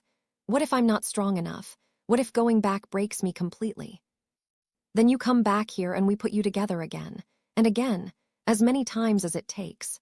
He reached out slowly, giving me time to refuse, and cupped my face in his massive hands. But I don't think you'll break. I think you're the strongest wolf I've ever met. And I think whatever you decide tomorrow will be the right choice because it's yours. I left the pavilion and walked into the forest, needing solitude to think. The moon was rising, full and bright, painting the snow silver. My wolf stirred inside me, stronger than ever, no longer the cowering creature that had accepted scraps and abuse. I thought about returning to Ashford, about walking back into that pack house, seeing the kitchens where I'd worked until my hands bled, the servants' quarters where I'd cried myself to sleep, about facing wolves who'd watched my humiliation and done nothing, about giving them the satisfaction of seeing me bend one more time. The thought made my wolf snarl with rejection. But I also thought about war, about young wolves dying because I was too proud to compromise, about Titus's pack, these wolves who'd shown me kindness and strength and what real pack bonds looked like, being dragged into conflict because of me. Could I live with that? Could I choose my own peace over their safety? I found myself at the clearing where Titus had first explained true mate bonds, where he'd told me about dreams and recognition and waiting centuries, where he'd offered me choice instead of chains. Choice, real, genuine choice. Not manipulation disguised as options, not threats wrapped in concern, but actual freedom to decide my own path. When had anyone given me that before? Not my parents, who'd arranged my betrothal. Not Lucian, who'd rejected me but kept me captive. Not Marcella, who'd engineered my destruction. Not even the council, whose options were all just different flavors of bending to political pressure. Only Titus. Only this giant of a wolf who'd crashed into my life and then stepped back, offering support without demanding submission. And suddenly, I knew what I wanted. Not what was politically convenient, not what would make others comfortable, not what would prevent conflict or satisfy Southern alphas or maintain peaceful relations. What I wanted. I walked back to the village as dawn painted the sky pink and gold. Found Titus in the training grounds, going through combat forms with a ferocity that spoke of sleeplessness and worry. He stopped when he saw me, his amber eyes searching my face. "I've made my decision," I said. "Tell me." "I'm staying here, with you. No 6-month separation, no returning to Ashford, no bending to political pressure to make others comfortable." My voice grew stronger with each word. I spent years accepting what others decided for me, being convenient, making myself small, and I'm done. If the Southern alphas want to view this as aggression, that's their choice, but this is mine. Frosting, the consequences. I know the consequences. I know there might be conflict, sanctions, political fallout, but going back, even temporarily, would destroy everything I've built here. Would tell every suppressed wolf watching that we should still bend to the systems that abuse us, that our freedom is less important than maintaining power structures. I moved closer to him. "You told me real love is supporting someone while they save themselves. Well, I'm choosing to save myself. And that means choosing you, choosing this pack. Choosing to stand and fight, instead of running or compromising, or accepting less than I deserve." A smile spread across his face, fierce and proud. "You're absolutely certain." "For the first time in my life, I'm certain of something." I took his hand, felt that spark ignite between us. "Whatever comes next, we face it together, as equals, as mates, as wolves who chose each other freely." He pulled me close, his forehead resting against mine. "Then we'll make it work. Whatever the cost, whatever the fight, we'll make it work." "Together," I agreed.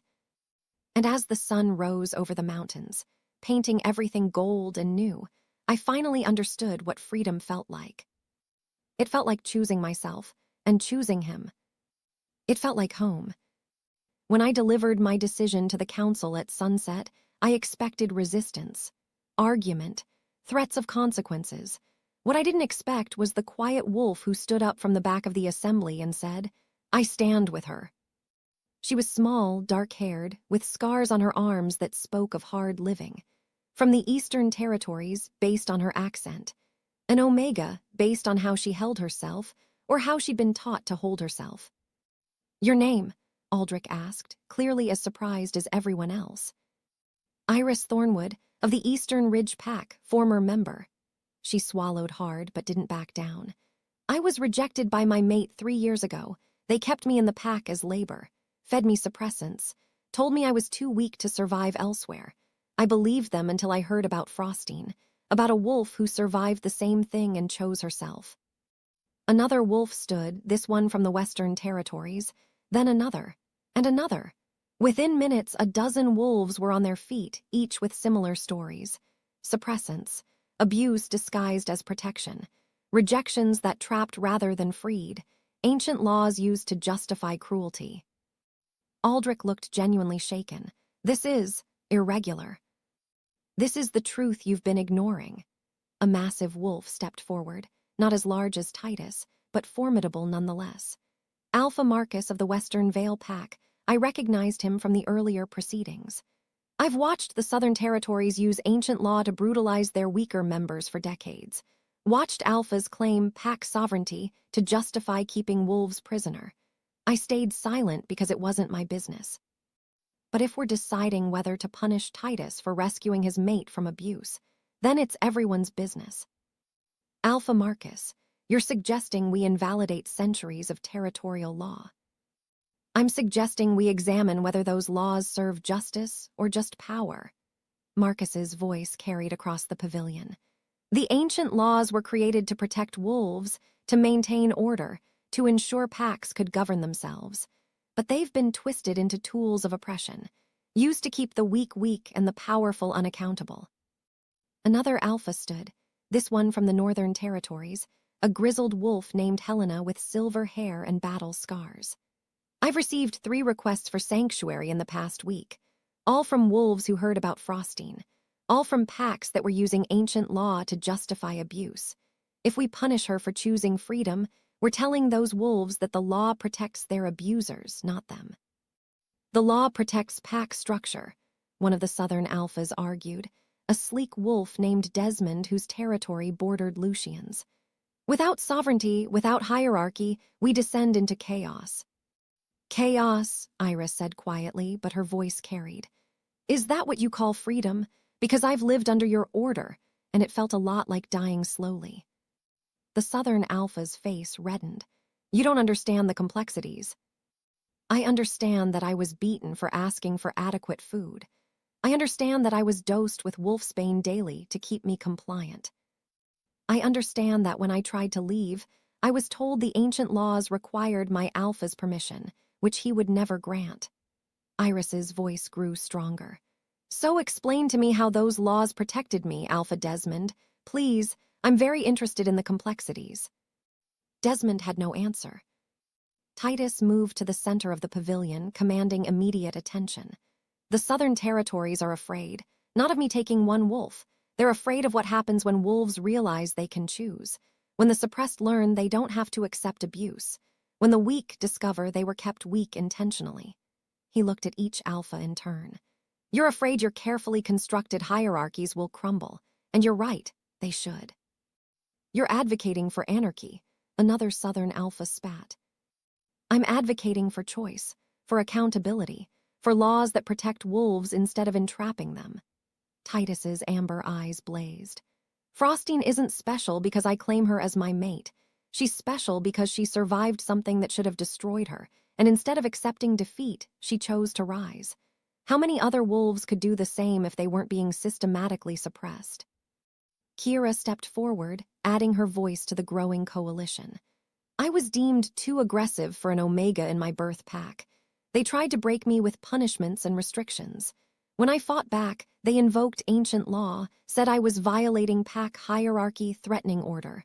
I escaped, but how many others couldn't? The testimonies continued. Wolves from every territory sharing stories of abuse hidden behind ancient law, of suppressants justified as medicine, of rejections used as weapons, of a system that protected the powerful and punished the vulnerable for existing. Aldrich raised his hand for silence.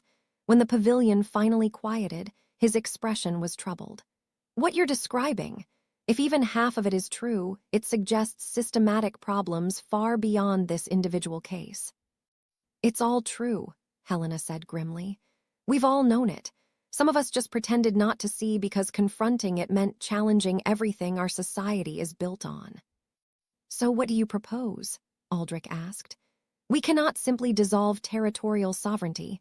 We cannot eliminate all hierarchy. Some structure is necessary.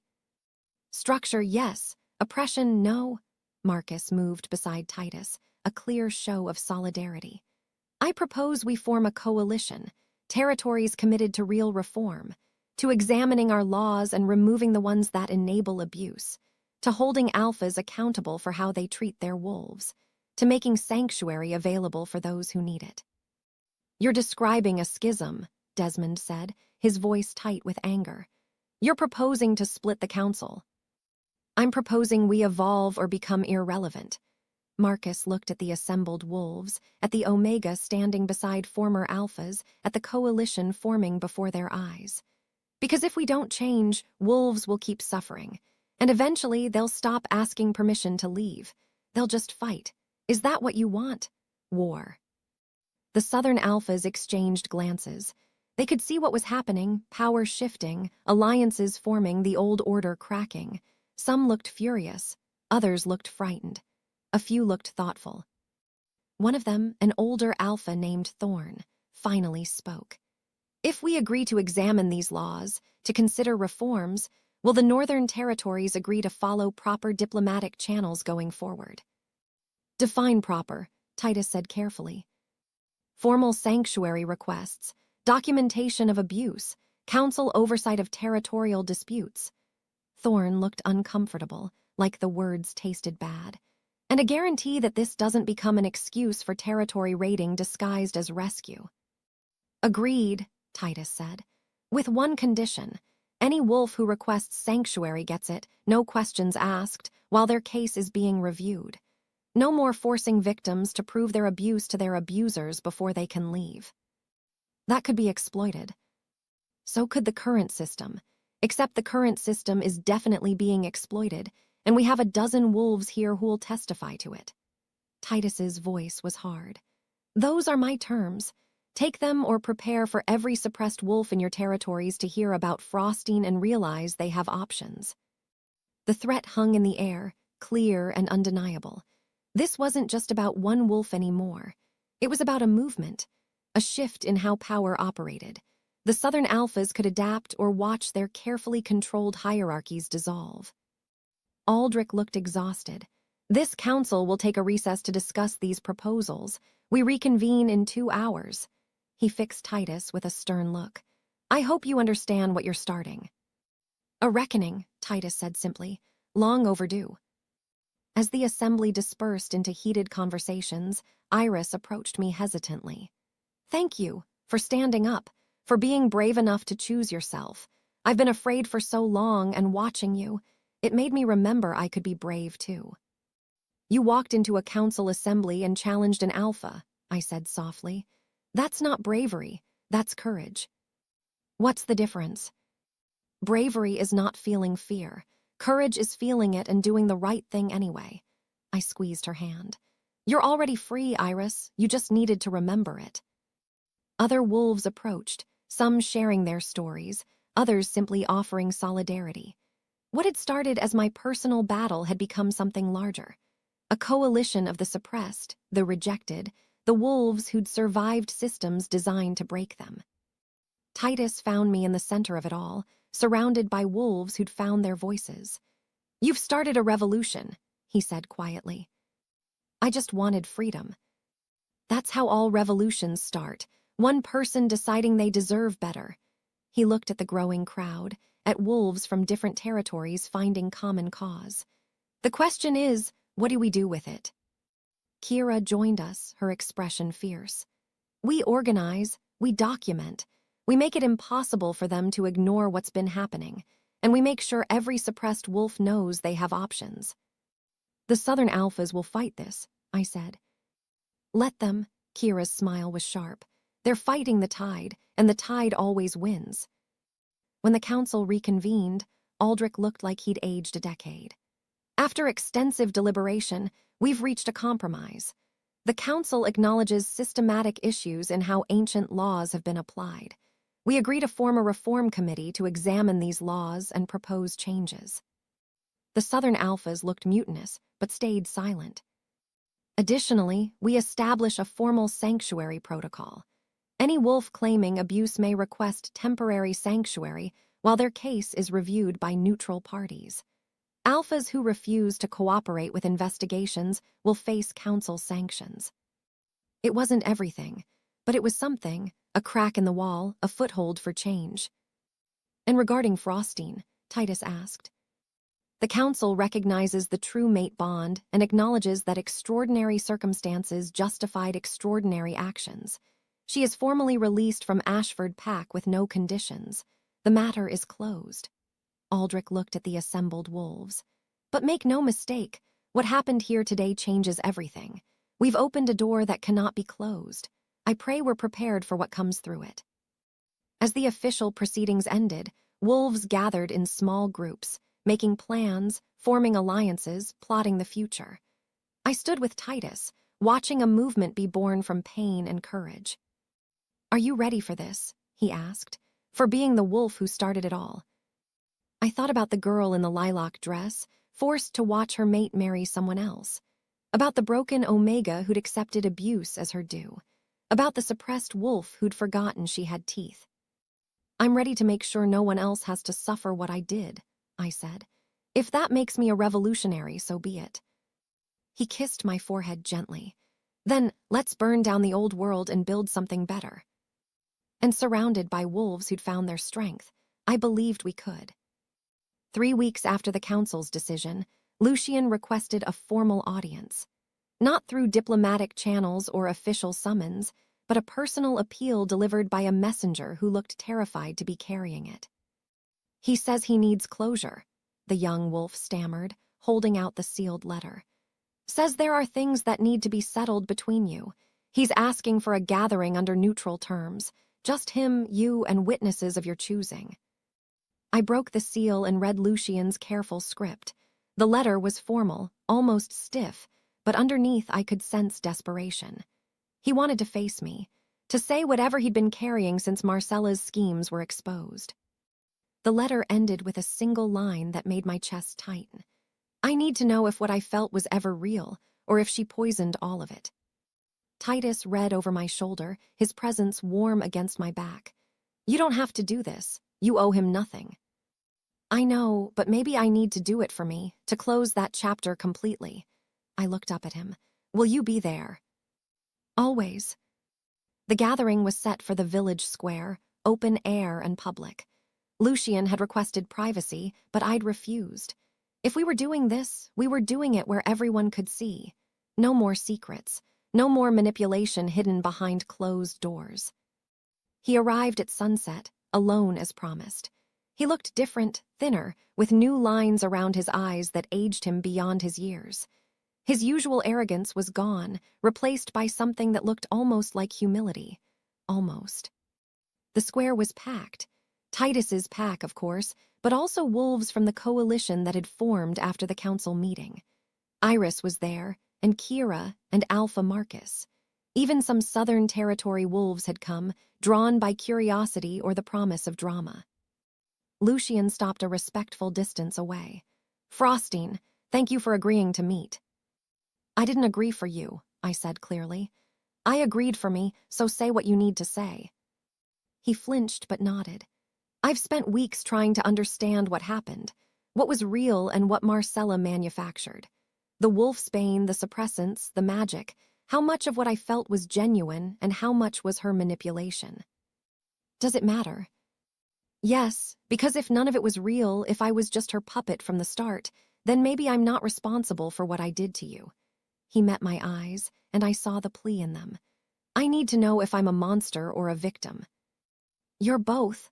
The words came out harder than I intended. "Marcella manipulated you, dampened the bond between us, made her seem more compatible than she was, poisoned your perception. That's true. But you still made choices, Lucian. She didn't force you to reject me publicly. Didn't force you to keep me in the pack as a servant. Didn't force you to make me stand at your wedding." "I was trying to. To prove you made the right choice, to show everyone that I was less than her, to enjoy your victory." I stepped closer, and he actually retreated a step. "You were manipulated into not feeling the bond properly, but the cruelty, that was all you." "I know," his voice cracked. "I know, and I hate myself for it. I came here to apologize, to try to make amends." "There are no amends for what you did, no apology that makes it better." I felt my wolf surge inside me, stronger than ever, done with his excuses. "You want absolution, forgiveness. You're asking the wrong wolf. I'm not here to make you feel better about the choices you made." "Then why did you agree to meet?" "Because I wanted you to see what you tried to destroy, to understand what you lost." I let my wolf rise to the surface, let the power I'd discovered show in my eyes. "You called me weak, worthless, an embarrassment, and I believed you because I was drugged and suppressed and broken down systematically. But I was never those things. I was strong enough to survive you, strong enough to choose myself when everyone told me to be grateful for scraps. Strong enough to stand here now and look you in the eye without flinching." Lucian's face twisted with emotion, regret, shame, and underneath it all, a flash of the old arrogance. "You think you're better than me now? Because you found some northern alpha who coddles you? Because you've got these wolves convinced you're some kind of revolutionary? You're still the same Omega who—" "Don't." Titus's voice cut across the square like a blade. "Don't reduce what she's accomplished to find your own comfort. This doesn't concern you. Everything that concerns her concerns me. She's my mate." Titus moved to stand beside me, not in front of me, a distinction Lucian clearly noticed. "But more than that, she's a wolf who survived systematic abuse and chose to use that survival to help others. What have you done besides make excuses?" Lucian's composure cracked completely. You took her from me. You crashed my wedding, stole my... I was never yours to steal, I interrupted. And you're doing it again, making this about your loss instead of my suffering, making yourself the victim instead of taking responsibility. I am taking responsibility. That's why I'm here. Lucian's hands clenched into fists. But you're acting like I'm the only one who did something wrong. You ran off with a stranger. You didn't even try to fight for what we had. What we had was poisoned from the start, and I didn't run off. I was rescued from a situation that was killing me. My wolf pushed harder against my skin, demanding release. But you know what? You're right about one thing. I didn't fight. I accepted your rejection, your cruelty, your treatment of me as less than nothing. I made myself small and convenient and broken because that's what you wanted. I shifted then, letting my wolf emerge fully. The transformation was smooth, powerful, nothing like the painful struggle it used to be. I stood before him in my true form, not the small, undernourished creature he'd known, but a beta wolf, strong and healthy, with silver-white fur that caught the setting sun like snow on fire. But I'm not that wolf anymore, I said through the pack link, my voice clear and strong. So if you want to know who's responsible for what you've become, look in a mirror. And if you want to see what you lost, look at me. Lucian shifted too, his wolf larger than mine, darker, built for dominance. But there was uncertainty in his stance. You can't challenge me. You're. Not Omega, not weak, not yours. I circled him slowly, and the crowd fell silent. You made me believe I was nothing. Convince me otherwise, fight me. Prove that you were right about me all along. I don't want to hurt you. Then you'll lose. I struck first, fast and low, using techniques Kira had drilled into me. Lucian blocked, but barely, his surprise evident. We clashed in the center of the square, wolves scattering to give us room. It wasn't a dominance fight. Those were formal, ritualized. This was raw, honest, a settling of accounts. Lucian was larger, stronger in raw power. But I was faster, angrier, fighting with the fury of someone who had nothing left to lose, because she'd already lost everything and rebuilt herself from ashes. I used his size against him, his expectation that I'd fight defensively. Drove him back with combinations he didn't expect. When he finally landed a solid hit that sent me sprawling, I rolled with it and came up teeth bared, more determined than before. Stay down, he growled through the link. You've made your point. Have I? I launched myself at him again, and this time I got my teeth around his throat. Not deep enough to kill, but firm enough to make the point. I could end this, could finish him if I wanted. But I didn't want him dead. I wanted him humbled. I released him and shifted back, standing over his prone wolf form in my human skin, breathing hard but victorious. I was never weak, Lucian. You just needed me to believe I was so you could feel strong. But strength isn't about dominance. It's about surviving what should have destroyed you and choosing to be better than those who tried to break you. He shifted back, blood on his throat from my teeth, his eyes wide with shock. How? Because I was never the problem, you were. I turned away from him, addressing the crowd. For every wolf who's been told they're too weak, too sensitive, too much or not enough, you're not. They're just afraid of what you'll become if you realize your own power. Iris started it, a single howl that pierced the evening air. Then others joined, Kira, the coalition wolves, even some of the Southern Territory visitors who'd been moved by what they'd witnessed. The sound built into a chorus, a celebration, an acknowledgement of something shifting in the very foundations of their world. Lucian stood slowly, his hand at his bleeding throat. I'm sorry, for all of it. I know it doesn't change anything, but I'm sorry. Good, be sorry, learn from it, be better. I looked at him one last time. And don't ever contact me again. This chapter is closed. He nodded, defeated, and walked away. I watched him go, this wolf who'd once held the power to destroy me with a word, now diminished and broken by his own choices. Titus was there immediately, pulling me into his arms. You were magnificent, fierce, perfect. I was angry, I admitted, adrenaline still singing through my veins. Is that bad? Anger can be righteous. You used yours to prove a point, not to cause unnecessary harm. That's strength, Frostine. He kissed my forehead gently.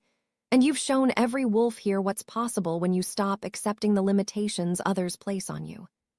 The crowd surrounded us, congratulations and respect flowing from wolves who'd seen me transform from victim to victor. But beneath the celebration, I felt something else. The weight of what I'd become. Not just for myself, but for all the wolves watching, hopping, wondering if they too could rise from the ashes of their own suppression. It's a lot of responsibility, I said quietly to Titus as the celebration continued around us. Being a symbol. Then don't be a symbol, just be you, that's enough. He smiled, fierce and proud. More than enough. As darkness fell and the celebration moved into the lodge, I stood in the square for a moment, looking at the place where I'd defeated my past. Where I'd proven to myself and everyone watching that I was never what they'd told me I was. I was Frostine, survivor, fighter, free wolf. And I was finally, truly home. Spring came to the mountains like a whispered promise, melting snow into rushing streams and coaxing green from the frozen earth. 3 months had passed since my confrontation with Lucian, and the world had shifted in ways both subtle and seismic. The Council's Reform Committee had begun its work in earnest, dismantling laws that enabled abuse and establishing new protocols for sanctuary and accountability. Iris had joined Titus's pack officially, along with 7 other wolves who'd found the courage to leave suppressive situations. The coalition grew weekly, territories declaring their commitment to genuine reform rather than empty promises. And Marcella faced trial. The evidence was overwhelming, testimonies, documents, the witch's confession in exchange for leniency. The council stripped her of all rank and exiled her from the territories entirely. Last I'd heard, she'd fled east, toward human cities where wolf law couldn't reach her. I didn't waste energy hopping for her suffering. Her exile was consequence enough. Lucian's pack had fractured in the aftermath. Some wolves left for other territories, unwilling to serve an alpha who'd enabled such cruelty through willful ignorance. Others stayed, hopping to rebuild something better. Lucian himself had stepped down as heir, his father appointing a younger brother to the position. I heard he'd gone north, to smaller territories where he might earn redemption through actual work rather than inherited privilege. I didn't think about him often anymore. That chapter was closed, the wounds healed into scars that reminded me where I'd been but no longer defined where I was going. Where I was going, as it turned out, was to a wedding. My wedding. The preparations had been Vera's joy and my bemusement. I'd never imagined myself as the type to care about flowers and music and the perfect dress. But there was something healing about planning something beautiful, something chosen, something that celebrated love instead of hierarchy. "Stop fidgeting," Kira commanded, adjusting the silver circlet that held my veil in place. "You're getting married, not going into combat. What if I trip? What if I forget my vows? What if you trust that everything will be perfect because it's yours?" Iris smiled at me from across the room, already dressed in her bridesmaid gown, a soft blue that made her dark hair shine, nothing like the hateful lilac I'd worn at Lucian's wedding. "This is your day, Frostine, your choice, your joy." The ceremony would take place in the village square, under open sky where the whole pack could witness and celebrate. But first, we'd gathered in the old cathedral at the mountain's edge, a building that had stood for centuries, built by wolves who'd sought sanctuary here long before Titus's time. It was a deliberate choice, a reclamation. The last time I'd stood in a cathedral, I'd been humiliated, forced to watch my supposed mate pledge himself to someone else. Today, I would stand in one and choose my own future. Vera bustled in, carrying my dress with reverent hands. It was nothing like traditional wedding gowns, no heavy brocade or restrictive corsets. Instead, it flowed like moonlight, silver-white fabric that moved when I breathed, with embroidery that echoed the mountain peaks surrounding us. The sleeves were sheer, showing the scars on my arms that I no longer tried to hide. Proof of survival, badges of honor. When I was dressed, when the veil was arranged and the final touches complete, Vera's eyes filled with tears. "You look like yourself, strong and beautiful and free." "That's all I ever wanted to be," I whispered. The walk from the cathedral to the village was short but felt eternal. Pack members lined the path, some throwing flower petals, others simply offering smiles and respect. Children ran ahead, their laughter bright as bells. This was what pack should be: community, not hierarchy. Celebration, not competition. Titus waited in the center of the square, flanked by Marcus and Helena, alphas who'd become allies and friends. He wore formal attire that somehow made him look even more massive: black leather and silver fastenings, his hair bound back with a cord I'd woven myself during the long winter nights. When his eyes found me, the world narrowed to just us. The bond between us had grown over the months, fed by trust and choice and genuine partnership. It no longer scared me. It felt like coming home every single day. I walked toward him with my head high, no one giving me away because I'd never belonged to anyone else. This was my choice, my path, my future. "You're breathtaking," Titus murmured as I reached him, his voice rough with emotion. "You're not so bad yourself." I smiled, and he laughed, the sound carrying across the square and drawing answering laughter from the crowd. Alpha Marcus stepped forward to officiate, another deliberate choice. This wouldn't be presided over by council officials or ancient ritual keepers, just a wolf who understood that love was about partnership, not possession. "We gather today not to bind two wolves by law or obligation," Marcus began, his voice carrying authority softened by genuine warmth, "but to witness and celebrate a choice freely made. Frostine and Titus have chosen each other, chosen to build something together, chosen to face whatever comes as partners and equals. The vows we'd written together were simple. No promises of obedience or submission, just commitment to honesty, respect, and standing together against whatever challenges arose. I choose you," I said, my voice steady. "Not because fate demanded it, not because hierarchy requires it, but because you showed me what partnership could be. You gave me space to heal, strength to fight, and freedom to become who I was always meant to be. I choose you, today and every day after, as my mate and my equal." Titus's eyes shone with tears he didn't try to hide. "I choose you, not because I dreamed of you, not because some cosmic force declared us matched, but because you're the bravest wolf I've ever known. You survived what should have destroyed you and chose to use that survival to help others. You're my mate, my partner, my inspiration. I choose you, with everything I am and everything I'll become." Marcus smiled. "Then by the authority vested in me by absolutely no one except these two wolves who asked me to do this, I declare you partners in all things. You may seal this bond however you wish." Titus pulled me close, his kiss gentle despite his size, reverent despite his strength. The bond between us flared bright and certain, no longer one-sided or hesitant but fully realized. Two wolves choosing each other, completely and without reservation. The square erupted in celebration, howls and cheers and music starting up from somewhere in the crowd. Titus lifted me easily, spinning me around until I was dizzy with joy and laughter. "Mrs. Frostine," he said, grinning.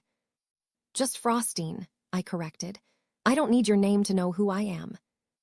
"Perfect, my fierce, independent, absolutely perfect mate." The celebration lasted into the night, food and drink, and dancing under stars that seemed brighter than I'd ever seen them. Iris danced with Owen, both of them finding joy in new beginnings. Kira arm-wrestled visiting alphas and won every match. Vera told stories that made the children gasp and the adults laugh. And I stood with Titus, watching it all, marveling at how far I'd come from the broken wolf in the lilac dress. "What are you thinking?" he asked, his arm around my waist. "That I'm happy, genuinely, completely happy." I leaned into him. "And that I'm grateful, for everything that led here, even the painful parts, because they made me strong enough to choose this. No regrets. Only that I didn't find you sooner, but maybe I needed to be broken first, to appreciate what we're building."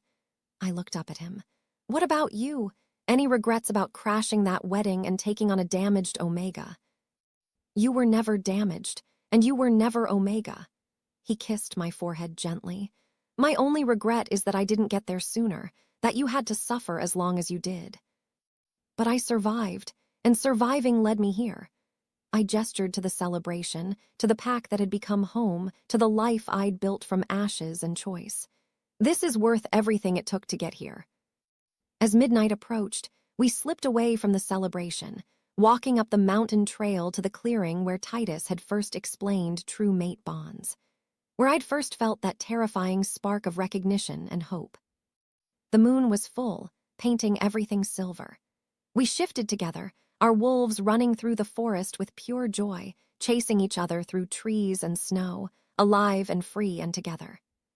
When we finally stopped, breathless and happy, I looked at the wolf beside me, massive and beautiful in his own fierce way. My mate, my choice, my home. I love you, I said through the pack link. I've loved you since the dreams started, he replied. Since before I knew your name. But this, you choosing me freely, us building this together, this is better than any dream. We stayed there until dawn, two wolves who'd found each other against all odds and built something true from the wreckage of manipulation and pain. The sun rose over the mountains, painting the world gold and new, a fresh start, a chosen future, a love built not on fate or obligation, but on respect and partnership and the fierce determination to never let anyone make us small again. I was Frostine, not rejected mate or broken omega or symbol of revolution, though I'd been all those things. I was simply myself, strong, scarred, free, choosing my own path, loving my own mate, living my own life. And that, finally, was more than enough. It was everything. Thank you for reading Frostine and Titus's story. If this tale of survival, strength, and choosing yourself resonated with you, please subscribe to the channel for more stories about wolves who refuse to stay broken, love that's built on choice rather than fate, and the courage it takes to reclaim your power. Drop a comment below telling me which moment hit you hardest.